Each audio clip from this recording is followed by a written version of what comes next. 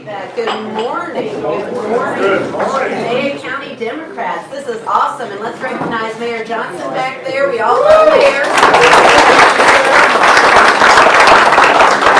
Being mayor is quite a job. I used to tell my husband every day I had 200,000 children. I went to bed at night worrying about them and got up in the morning trying to make sure this was a world they could inherit. So there's a lot of similarities there. I want to thank you for having me here today, particularly as we celebrate International Women's Day. And Carolyn, thank you so much for pulling that clip. You know, I'd forgotten about it. I was like, oh, listen to that. We're talking about women running. But it's wonderful to see different perspectives now being in elected office so that truly more and more with each passing year, we're all being better represented. We've still got some work to do. We've still got some work to do. And that's what I want to talk to you a little bit about today. Before I get started, let me give a few more thank yous. Thank you to those who are officers. Carolyn was certainly you. The other officers of the Democratic Party, you do phenomenal things on top of what you're otherwise required to do every single day, and we appreciate that. In fact, you have made phenomenal difference. I'm going to talk about that in a minute. And indeed, we're going to need you even more. And the others of you who are soldiers in the field, thank you, thank you, thank you. We hope that you're staying, that you're lifting weights and you're staying in good door-knocking shape because we're going to need you. So let's talk a little bit. First, I want to tell you a little bit about me so you can understand the perspective from which I'm speaking today and how in the world I come and pontificate on all of these various issues. And then I want to talk about where we are as a state and what's going to be going on in 2020. Is that fair? Is that good? Okay. So here we go. Carolyn told you a little bit, and I'm not going to rehash any of that, but I was born and raised in Atlanta, Georgia. My mom is from central South Georgia. She grew up in the Moultrie, Pavo area. Many of y'all are from the Brooks, Thomas, Colquitt County. Some real country living. But she and my dad met while he was in the Air Force, Moody's Air Force Base, and moved to Atlanta. My sister and I were born and raised there. Sure enough, in oh gosh, I guess it was 1994, moved down to Columbus. It was supposed to be temporary. Got down there and realized I could go home for lunch. I could meet the air conditioner repairman without having to take a half-a-day vacation. Atlanta's wonderful and I love it, but goodness knows you can't get around in that place. So there was just a whole different quality of life. If you forgot something, you could run back home and get it. I just loved Columbus from the outset, and it was a very engaged, particularly very politically engaged community. I've been involved in politics literally my entire life. My best friend's dad was an elected official when I was 8 years old, so while other little girls were watching Disney movies and having sleepovers, I was at events like this on Saturday mornings and learned to love government and understand how very important it is to our life, but most importantly, how important it is the people we elect to run it for us. So I had the opportunity to run for mayor in an open field.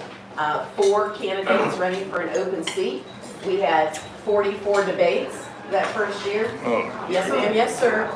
44 debates. I can tell you about it later if anybody wants to know the details. But it was a lot of fun. What it showed you is that citizens were involved and they wanted to know what was going on. They wanted to know how you were going to lead their government. As mayor, not only do you do all the things that you're well aware of with Mayor Johnson here, but actually in Columbus, you become the civilian mayor of Fort Benning, which is the 5th largest military training base in the world. That's why I hold a national security secret clearance. It's because I was actually the Homeland Security Director for the city of Columbus, which is the 2nd largest city in the state, but also for about a 16-county area in Georgia with whom we had mutual aid agreements. So we fielded the SWAT teams and the bomb squads and things like that for Fort Benning. I had the opportunity to work with 5 of the most incredible generals now, many of them 4-star in the United States military. So I understand the importance of our military, not just to national security, but to the economic development and growth of the state of Georgia. So it's given me a wonderful perspective as to what's going on in our state and what's going on nationally and how the federal government and the state government affects our lives every single day. You know, we have I talk about this all the time. In fact, you have some great members here that turned out for an International Women's Day event last night in Atlanta. So they may be hearing a redo of some of this, but I have a deep conviction that government is the framework within which we live our most prosperous life. Government is not some foreign object that we can pitch rocks at, and be the source of all of our frustrations, because government is us, you see. It's not on Capitol Hill. That may be where they go to do our business. But honey, this here right here is government. And we need to remember that when we're listening to what elected officials say they want to do. If they can't explain to us that they understand government, which by the way is different than business. Business is great. And for all the business owners out there, I've been a business owner too, absolutely. But business is great, and you learn skills. But government's not business. That's the whole point, you see. That's why we have the public-private partnerships. It's pursuing our common interest. It's not pursuing the quarterly earnings. Okay? We can't sell our roads and bridges. We can't auction off our sewer system to get money. It's a completely different model. And I think that's what we're beginning to see with some of the folks that frankly we've been duped into, either through our apathy, complicity, whatever it's been over these last few years. How is it and how valuable it is to our lives.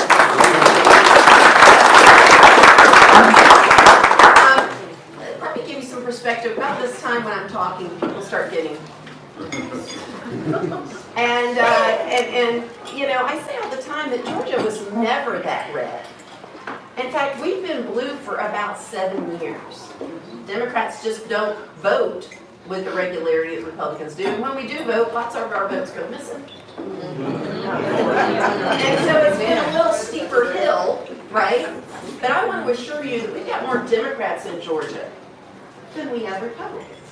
So I don't want to hear out of anybody's mouth in this place that we live in a red state anymore. This is a battleground state. This is a two-party state. It is a competition. To give you a little perspective, in 2014, we had an election here in Georgia, and a Republican won by 8 points. Then when Donald Trump ran in 2016, he won by 5 points. That's less for the non-map voter. For the history. That's less. And then this last year in 2018, the Democrats lost by 1.5%. We're headed in the right direction. 2020 is it. It is D-Day. It's the whole ball game. It's the whole ball of wax. Because that's the year we're going to flip Georgia blue. All right!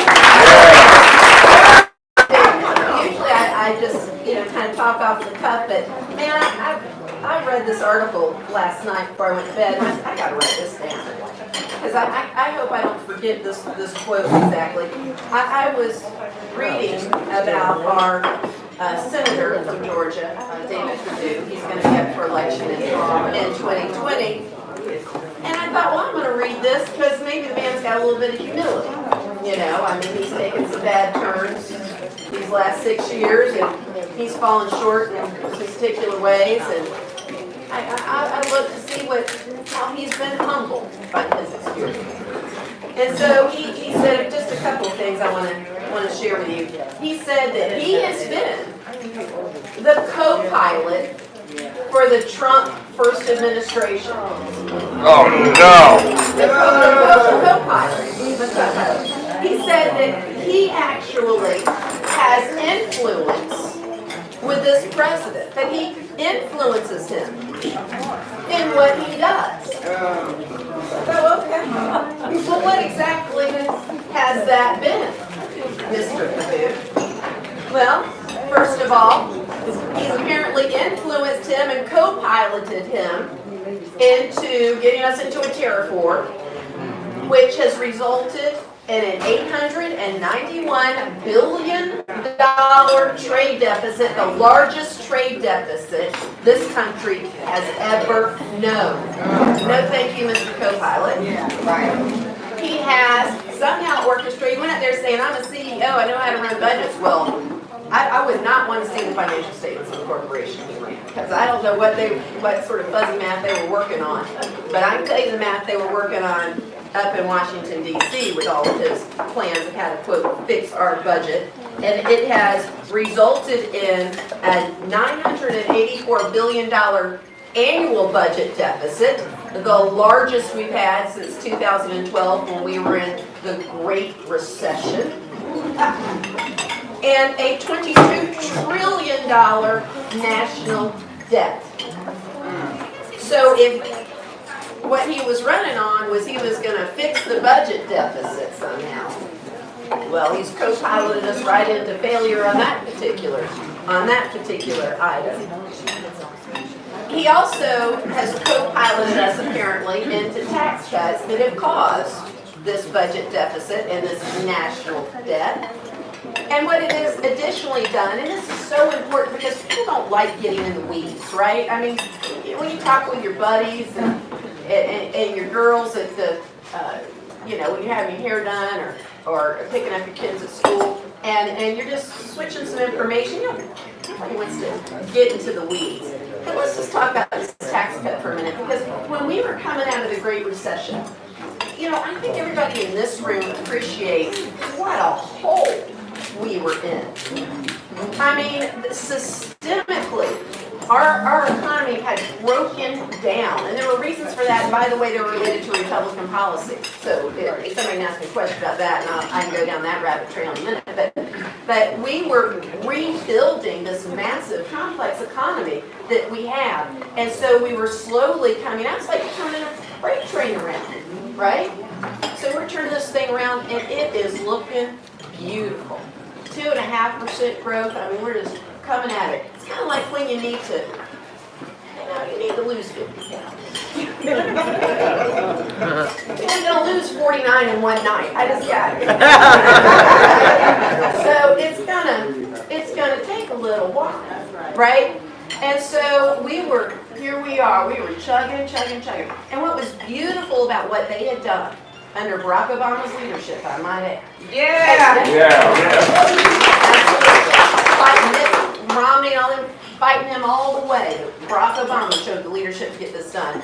It's that they were building in this value and this middle class wealth that could sustain us for decades, 2 decades, because economies are ever evolving. They need to be tweaked. You can never just put it on autopilot and expect it's going to carry on. And so we were so good. So Trump comes in and he says, well, that ain't good enough for me. I'm going to juice this sucker.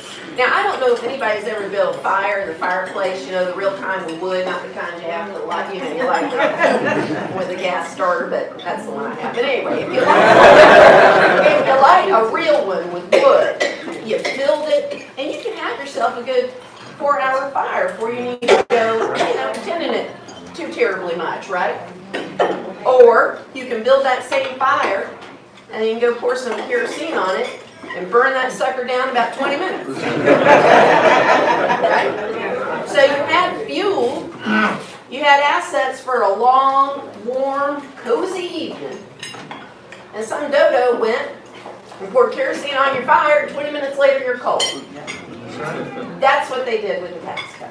Yep. They poured fuel on that fire and they have burned up what was one of the most beautiful economies. And I heard just the other day, is the second quarter of lowered growth, reducing growth. They're fearful we're going to head for a recession. And so here we had this thing that could have sustained us for 2 decades. Nice, stable growth, allow people prosperity, access to prosperity, the framework in which we live our most prosperous life.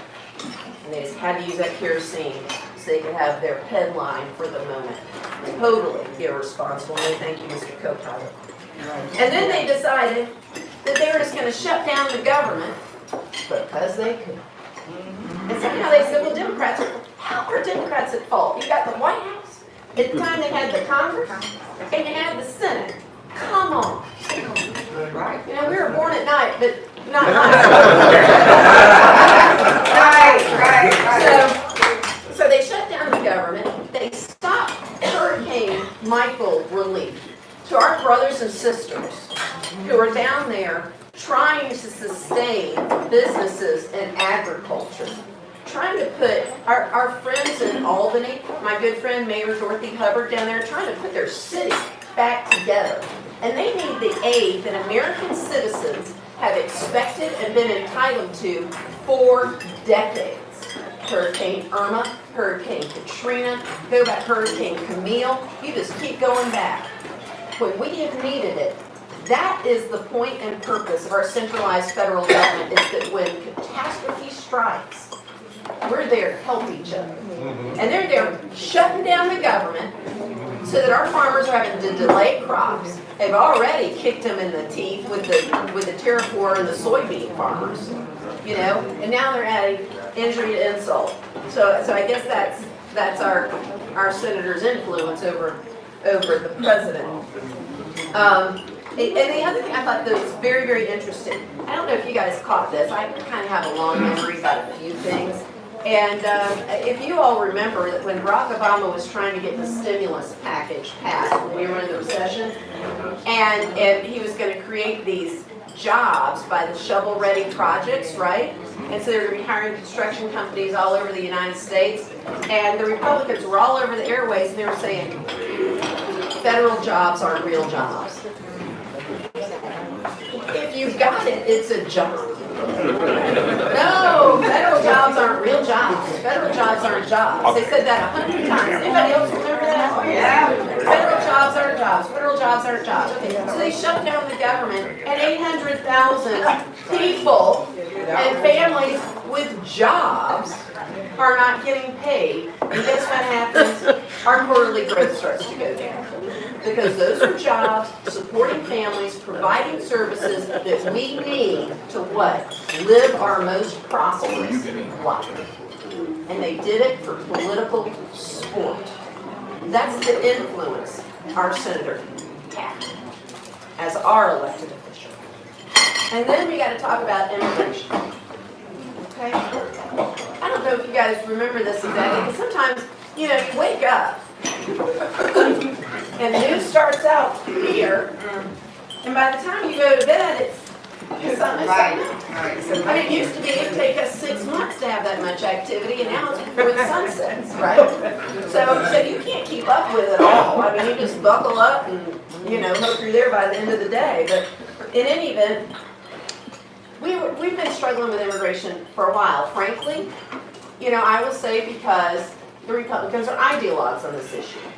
And they have figured out that they can use our skin color and our ethnicity to gin up vote when they need it. It's a GOTV, it's a get out the vote thing. And it has been for 30 years. This is not news. I've spoken about this for 30 years. It was troublesome. It's the Pandora's box of politics to use hate and division to gin up vote. But they discovered they could do it, and they could do it through immigration. And so what was really interesting about this is, you know, we've been tug of war back and forth on things that have readily available solutions, by the way. There are people, if you have the opportunity, you may have somebody here that practices in immigration law, take that person, get a cup of coffee. You will be flat fascinated. And the 4 or 5 things they can tell you that if we did right now would help our immigration circumstance in this country radically. Obama tried to do it with the Dreamers, and somehow, no, we can't have kids that have lived here their whole lives, never gotten into trouble, in college, have jobs, have families, starting families, and we don't want to send them back to where they came from. So we were on the cusp of actually and unbelievably getting a resolution. Lindsey Graham's in the same room with Dick Durbin.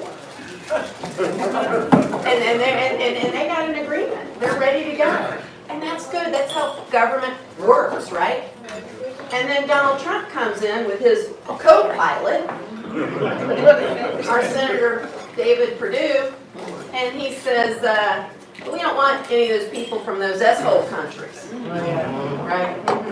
Not S-hole countries. What we want are the people from the Norwegian country. That's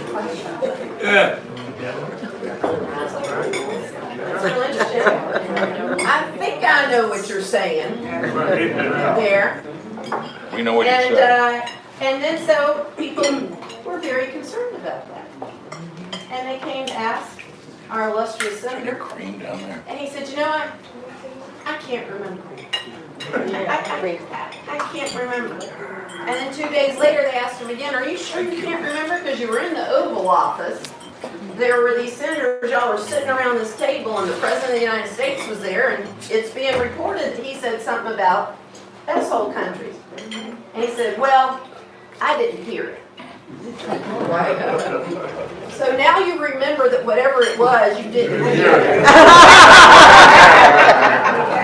Well, thank you very much for your influence. But let me tell you why immigration is so important. There's a lot of reasons, just basic humanity, just the fact that our nation is built on the concept of immigration. It's the fact that all of us are immigrants. Yep. Okay? Right. But every country, in the ethic view of countries, you go through ebbs and flows in population. There's just times where the birth rate is down. And it comes back up, you know, everything works in a cycle. So our birth rate is way down. It's like 1.3 or something.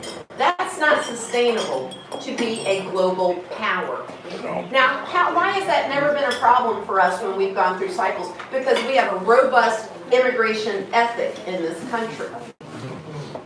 We say, please come in with your hope and with your optimism and believe in this country and have children because you want them to have a life that your parents didn't get to have, that you know your grandparents didn't have. And that hope produces this new generation, and so on and so forth.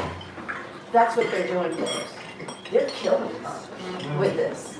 They're strangling one of the greatest resources this country has, our human resources.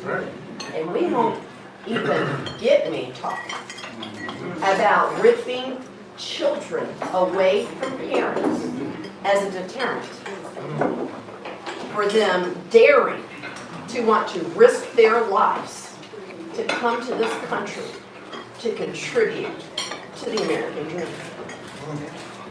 No thank you, Mr. Kovac. Okay? No thank you. So that's what we've been looking at. That's been the influence that's going to be up and on the ballot in 2020. And I'm telling you, the buck stops right here in Georgia. Right here in Georgia.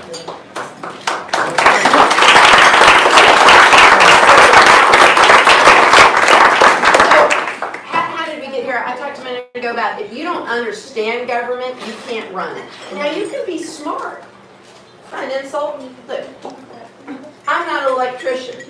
I think I'm a smart woman, but when my lights start flickering and I can't figure out, I call somebody who knows what is going on. Right? The plumbing's not working right. I don't get in there. I call somebody who knows what they're doing. And in the same way, if you want to govern, you need to call somebody that knows how to govern. And I think what our president and our current senator who's going to be on the ballot in 2020 has shown us is they have no idea how to govern. That's right. No idea. So the buck is going to stop here, and here's how we're going to do it. Oh, and let me just say thank you very much to the folks who are helping us out, the IHOP folks. Let's give them a hand.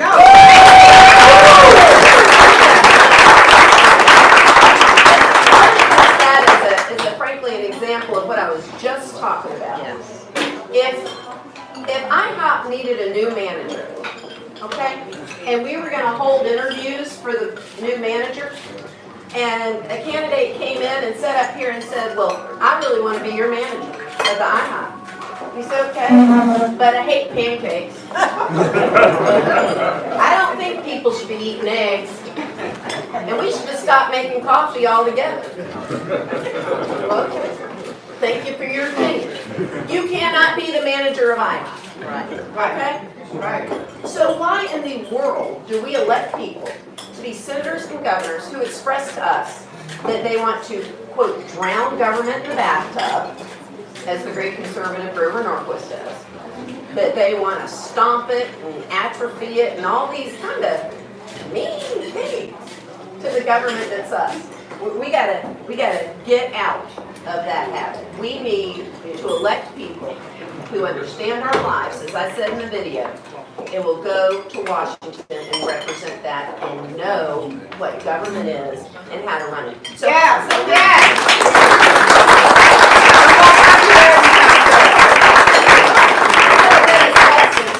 little bit of substance, please. Okay, here's how we're going to do it, and I'm going to wrap up because we got to. I think my pancakes are coming. But anyway, okay, Fayette County, you guys are critically important to this. We have 159 counties. 9 of those counties are within the metro Atlanta area, and that's where we have the densest population. And so when they crank out votes, they take us 3/4 of the way or more there, because you got 850,000 votes coming in from DeKalb County alone, right? I mean, they're cranking it out, but we fall short. And they're hugely blue. All those counties up there are blue, and some of them that weren't now gone blue. And it's sort of the perimeter of Democrat influence is getting wider and wider up there, and that's good to see. So they're doing their bit with population, but somehow Republicans keep winning. Let me explain to you what that is, because you're going to see how Fayette County is actually integral to stopping it. It's called the rural strategy. Some people call it the Paul Coverdale strategy. And they realized it when Roy Barnes was in office, that he was dominating the urban areas, Savannah, Columbus, Macon, Atlanta, of course, Athens. And he was getting all his votes from those areas. But the other areas were still pretty red, but they needed to juice the vote to keep up with those urban areas, right? So they started really working those other 150 counties that are outside the metro Atlanta area. So it's funny, when you look at the voter returns from election night, it's kind of like the bill would look for this. It comes up and it's $275, $375. And you think, woo! My pancakes for $5.99 and his pancakes for $4.99, and how's that add up to? And you take out your calculator and sure enough it adds up. $300-something, whatever it is. That's how they win. They take those 99 cents, 99 cents, that 99 cents, and all those 150 counties, and they accumulate it, and they squeak by us every time. Squeak by us. Less and less. They squeak by us. So what will make a difference in this election? We have to do everything we did in 2018. Everything. And we have got to get the Fayette counties of the world. We have got to get the Bartow counties of the world, the Floyd counties of the world, to crank it up. 200, 400 votes. Out of many thousands of votes you count, eats away at that 99 cents on that tally, right? Starts eating away at it. And they lose their cumulative advantage. This last time, we did so many great things with Stacey Abrams at the head of our ticket. We accomplished so much, and it's getting national attention. Global attention. Stacey's over in Oxford right now. She's over in England telling about what we did. It's amazing what we did. People are bored at what we did. But we lost 7 counties that we always win in central Georgia. Minority majority counties. Right? So you think, well, there's a little something going on. But also, we, the Democrats, have not invested in those places. We haven't done what Carolyn's doing here and the officers are doing here, which is why I congratulated you at the beginning. We haven't made sure that there's a Saturday event that they come to. And so there's many Democrats that are living in those counties that do not even know that they're minority-majority counties and do not appreciate that they're Democrat counties. They assume they're, quote, living in a red state. They assume because they're outside of Atlanta, they're in the rural red South. And they don't think their vote matters. And then they hear on the news, they ain't letting you vote anyway, so You know, why bother? Folks, you guys, as I said earlier, are the soldiers in the fields. We have to make sure if you all will turn out 200, 300 more votes, when you look at the thousands of people registered to vote in Fayette County, and you get those folks who are disillusioned, who maybe feel that because Kemp won by 56% here in Fayette County, what's the point? Let's just say if we had backed that up, and Kemp had still won, let's say, let's be real moderate with our expectation here.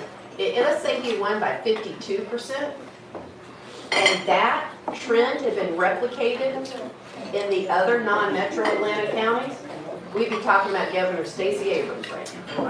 Right? That's the difference. So, I'm going to hush up. I'm going to tell you this real quick. Very last thing. I want you all to be proud, progressive, pragmatic Democrats. Proud Georgians, proud Democrats. Because even though we lost the 2018 election, even though we got somebody in the White House who, all the things I've already mentioned, we were able to change the national conversation about Medicaid expansion and Obamacare. They don't even call it Obamacare anymore. They're desperately, Governor Kemp's paying $1 million trying to figure out how he can expand Medicaid so he can possibly maybe get reelected, but he's got to call it something else. They paid a company $1 million to help him figure out what he can call it so he doesn't have to admit he was wrong. For 8 years, 600,000 Georgians went without access to medical care. But we came in the first couple of years, y'all know it because you saw it, we cowered. Don't say anything about Obamacare. Don't talk about Obamacare. And then we realized, wait a minute, this is a good policy. And it's not socialism. Next time somebody says that crap to you, excuse my French, you tell them, what is socialism? Define it. Because they're going to look at you like this. Socialism is when the government owns the entire industry. Nobody's ever proposed that doctors and nurses and LPNs are going to be federal employees. But this is crazy.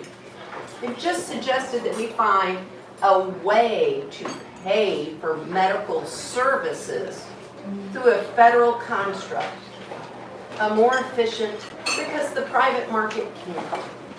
It hasn't done it in decades. So we changed the conversation. Be brave, be courageous, be proud Democrats, and we're going to get the Voting Rights Act to apply to all 50 states. Because whether you're in North Dakota, Alabama, Georgia, your vote matters. So sure, we're going to amend it after what the Supreme Court did to it. It's going to apply to all 50 states. We're going to expand Medicare. And people freak out and think, well, you can't have Medicare for all of us. It's expensive. Okay, well, I know how we can do it. Let's go to 55.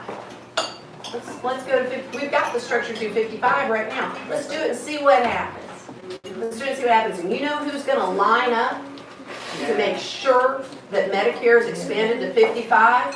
The Republicans' constituencies that they think are their constituencies of law enforcement officers and public safety people, because they retire at 55 and they have to pay on a non-employee plan for 10 years before they qualify. With retirement. So we will have, that's right, so we have, with their retirement pay. Retirement fund. Yeah, with their retirement fund. And so that's what I mean when I say be a pragmatic progressive. You can have progressive ideas and be very, very proud of them. But let's start thinking about how to be pragmatic about the implementation of our progressive, because those are going to work. So I look forward to seeing you out in the field in 2020. I look forward to seeing Fayette County turn blue. And I look forward to having Mr. Co-Pilot land his plane right back in Perdue.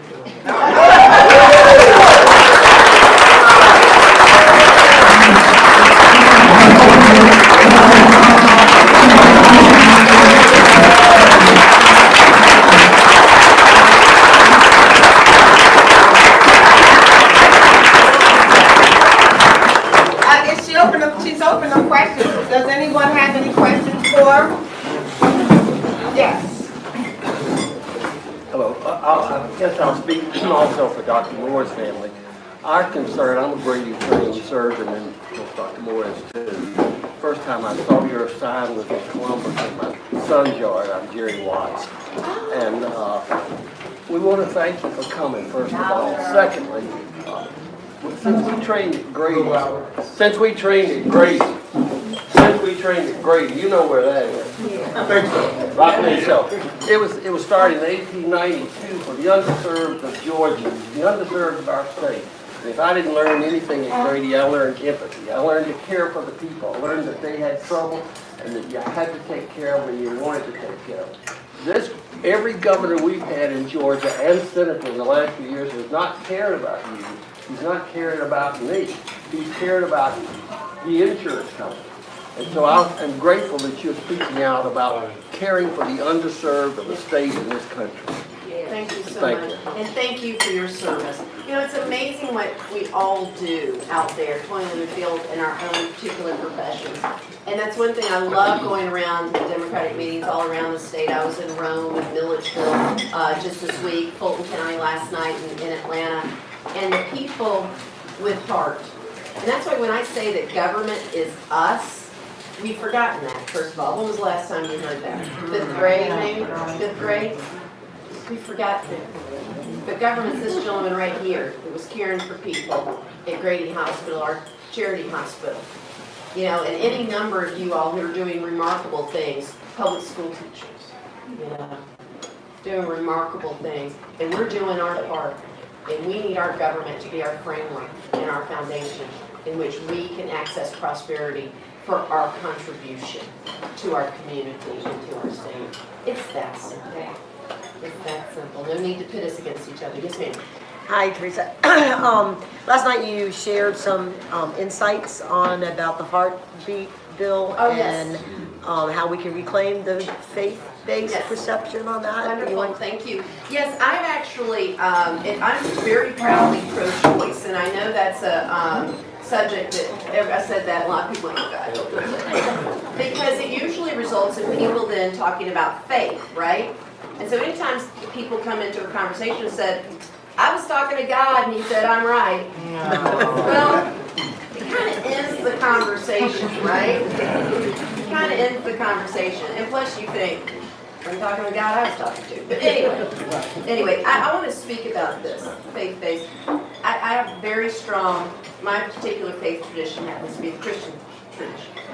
And since I was 17 years old, the first I ever remember hearing about this subject, I immediately felt that women were divinely designed. God made us so that any life we carried was in the walls of our flesh and lived off our lifeblood. And in doing so, he thereby divinely decreed us to be the sole fiduciary of what we are, in the life we are carrying. The sole fiduciary. And I have looked through the Bible. And I have Googled for alternative religious texts. And I am here to tell you that there is no religious text that states that that divine fiduciary duty is supposed to be delegated to a secular legislative body. Agreed. Using religion as a weapon against women. Because my faith tradition and my relationship with God tells us that he trusted women. He trusted women to make that decision, that heavy, heavy decision. And we cannot sit here and judge the complexities of what's going on in other people's lives. You all know, I know, everybody has known. I've known women who have mortgaged their house, put their marriages on the line to have a chance to give life. Just a chance. They've gone through fertility treatments that have wrecked their bodies because they desperately wanted that. And then something went wrong. And for me to sit here and second guess that woman's decision, she's the sole fiduciary. That's what God has given. That's right.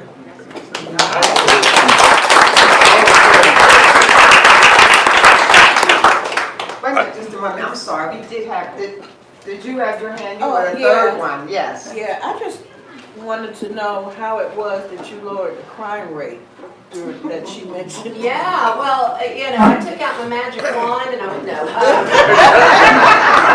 It was actually, as anything, it is a huge team effort and epic effort. But it started with, the prior mayor actually was the former police chief, and he pushed for a 1 penny sales tax, 70% of which went to public safety, okay? And so we could do some things that we had been, Columbus, like every city, has their particular limited circumstances, and we were particularly limited in revenue, and it was showing in our public safety. So we took that sales tax and we invested, then I came in immediately after, maybe 10, 11 months after, and in fact the tax didn't go into effect until like my first year. They had voted on it previously. But we were able to invest in intelligence-led policing, which is basically a computer program that takes all our data. It used to be, God forbid, a kid breaks into your car at night and takes your GPS and your, whatever, the wallet you left in the glove compartment, and you get a report, right? And maybe, unbeknownst to you, 10, 12 other of your neighbors had your car broken into that night, right? Well, the police really don't hear about it until they get together the next morning, and they would turn in those paper reports, and somebody would say, hey, all this happened on Elm Street. There was something was going on. Like, well, by that time they're out of there. Nobody's around. They're 12 hours gone. And so intelligence-led policing allows our police officers, they only enter their reports in the consoles in their car. It's uploaded immediately, so if it says, well, there's a guy with khaki shorts and a red t-shirt who somebody saw on their driveway breaking into their car, then 45 minutes later another police officer sees that person. He can stop and ask them why they're out at 2:30 in the morning in somebody else's driveway. And so intelligence-led policing. Also, it helped us with gang relations, street gangs, because street gangs aren't like they were with the Crips and the Bloods. The Crips and the Bloods, they used to, and some of them still do, but wear colors, and so you knew, hey, he's with that and he's with that. Well, now it's sort of like one day they're with this group, and then they get a girlfriend, and they decide to join her brother's group, and it's just fluid. They're all over the place. And we use that software and that technology to keep track of people who are living criminal lives, and we can watch their movements and associates and illegal activity and connect the dots and make better cases. And so that intelligence-led policing, we did get more police officers, but frankly, like with I'm just going to be honest, it's really hard to retain great police officers, because once you invest in them and train them, they're so valuable, and you just can't keep up. But that was, and the last thing I would say is neighborhood associations. We made a real effort to create neighborhood associations, not just watch groups, neighborhood associations. So if you want to meet at 4th of July or Labor Day weekend, have a picnic, do that. You think you're just being social. You think you're just eating some hot dogs. But what you're doing is communing with your neighbors, and you're sharing information. You're getting to know one another. And those relationships stop crumbling, because Edna went to go see her daughter and her grandkids, and there is no way that she's having any service at her house while she's out of town. Yes, sir. Yeah. Most folks, I think, are assuming that Stacey Abrams is going to run after Senator Perdue's seat. Can you think specifically what she can do between now and November 2020 to increase her chances of winning? Yeah, well, first of all, I'm a big Stacey Abrams fan. So. Oh, me too. Yeah. I think she's awesome. I actually, I think we're going to be hearing something in the next few weeks. I would not take a bet against the fact she may run something else. She's like a female Barack Obama. Well, I tell you what, she has already changed and improved the national conversation. Really? She has that ability. She is all over the country. People are responding to her. And so, we've got a lot of great candidates, right? But she'd be my very favorite. All right. Yeah, so I think we may hear With something, and if And if she does make other decisions, which we're yet to hear about, I think I know somebody who'll be ready, willing, and able to run and beat David.